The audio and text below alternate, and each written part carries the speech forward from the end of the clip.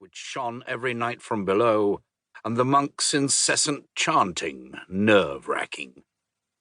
The duration of the unseasonable winds and unexpected storms had some of the crew muttering about sorcery and dark magic. The lookout offered a silent prayer of thanks to Killian, goddess of nature and sailors, and then added a short one to Aortis, whom some said was the true god of the sea, that come dawn they would reach their destination, Krondor. The tier and its escort would quickly leave the city for the east, but the sailor would remain in Krondor with his family.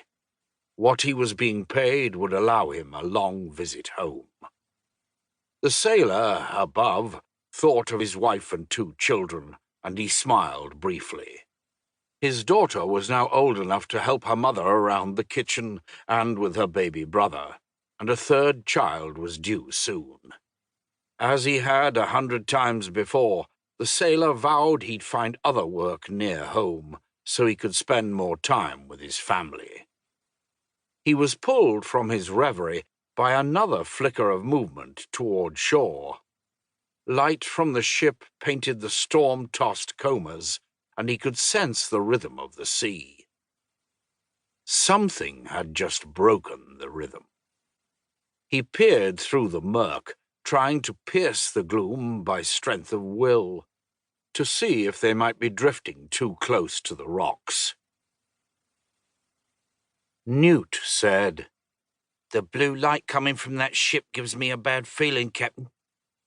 The man Newt addressed towered over him as he looked down. At 6 foot 8 inches tall, he dwarfed those around him. His massive shoulders and arms lay exposed by the black leather cuirass he favoured, though he had added a pair of shoulder pads studded with steel spikes, a prize taken off the corpse of one of Quegg's more renowned gladiators. The exposed skin displayed dozens of reminders of battles fought, traces of old wounds intersecting one another.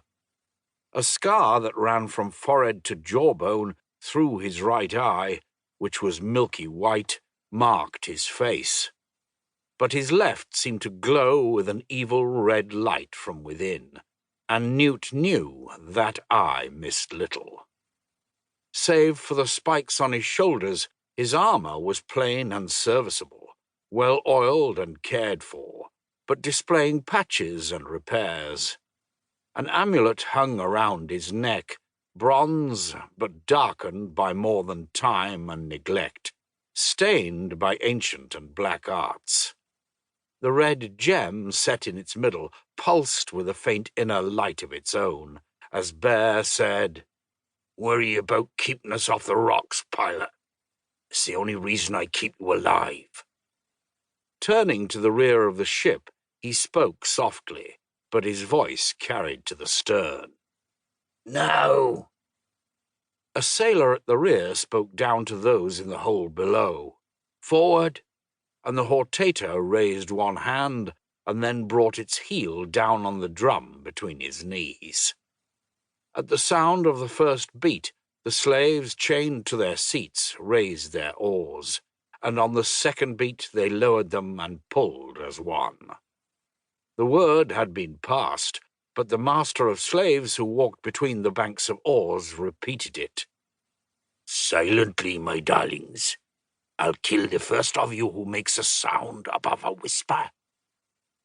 The ship, a Quegan patrol galley seized in a raid the year before, inched forward, picking up speed. At the prow, Newt crouched, intently scanning the water before him. He had positioned the ship so it would come straight at the target, but there was one turn that still needed to be made to port. Not difficult if one reckoned the timing correctly, but dangerous nevertheless. Suddenly Newt turned and said, "Now, hard to port." Bear turned and relayed the order, and the helmsman turned the ship. A moment later, Newt ordered the rudder amidships, and the galley began to cut through the water. Newt's gaze lingered on Bear for a moment, and then he returned his attention to the ship they were about to take.